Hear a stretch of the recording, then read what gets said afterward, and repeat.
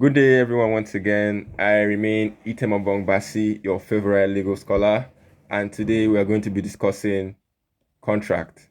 Okay, so we'll begin by defining what a contract is, and then we're going to go ahead to talk about in details what a contract entails and the various classifications of a contract. And then in our next session, we're going to see the various elements of a valid contract. So we begin.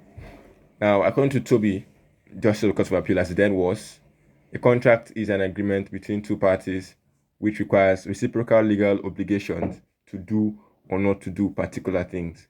Now, by this definition, we see that there is an element of reciprocity between both parties, or in the case where there are more than two parties, the parties that are involved. Okay, so there is reciprocity where one party agrees to do one thing in exchange for the other party agreeing to do some other thing. All right. So basically, we all know what a contract is because we have entered into one, either directly or indirectly. Now, a contract can be conveyed by various means. It could be by words, it could be by conduct, it could be by documents.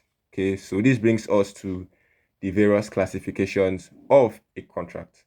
Now, the first classification of a contract is a formal and simple contract. This one, formal contract and simple contract. So formal contract is basically contract under seal that must pass through the formality where a seal is given. You know how a seal is, right? Where there must be a seal attached to the document for it to be called a contract. This originated in centuries ago where documents had to be sealed for there to have legal title to them. All right. So then we go forward to discuss simple contracts. These ones are basically contracts that can come by words, by conduct, and also by document.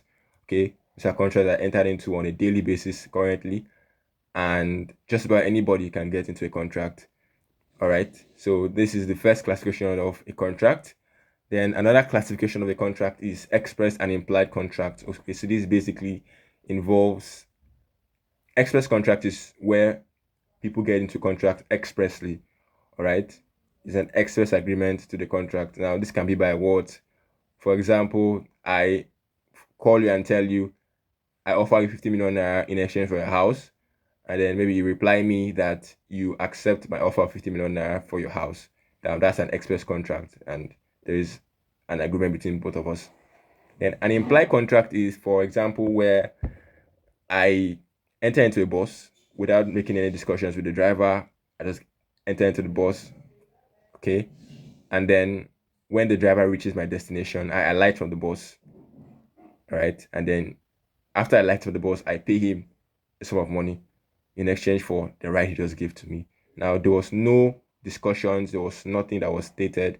I just entered into the bus. Okay, that was my conduct, and that is an implied contract. Okay, there was no express statement exchange between both parties, but there was an agreement. All right, so we didn't have to say anything to each other. Once he had done what I wanted him to do, then the contract can be said to be a valid one. Then we have finally bilateral and unilateral contract.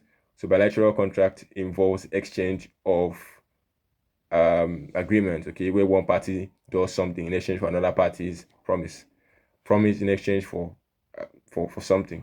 Okay, so I promise to give you a certain amount of money in exchange for you giving me something in return. So that's basically what a bilateral contract is, and as the name implies, bilateral two, okay, between two or more parties. As a matter of fact, a contract is usually between two parties. In rare cases where a contract is said to be between three parties.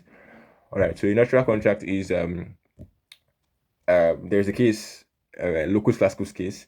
Okay, so what is locus classicus is basically uh, a case that is of fundamental importance, or a case that you cannot do without when you're discussing a particular legal issue.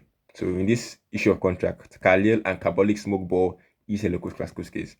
So where statement was issued out that whoever was going to be able to take a particular drug and succumb to influence, I was going to get a certain amount of money.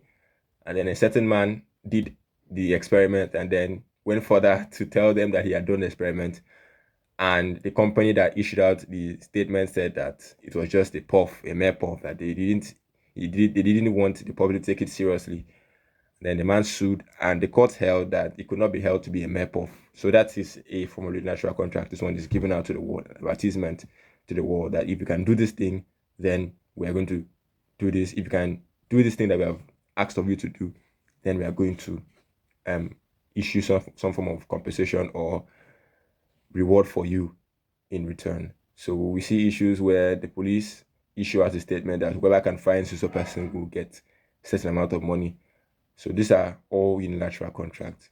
So basically, we've come to the end of our class for today, where I have discussed what a contract is and the various classifications of a contract. I hope you enjoyed yourself, and I hope to see you some other time. Thank you very much.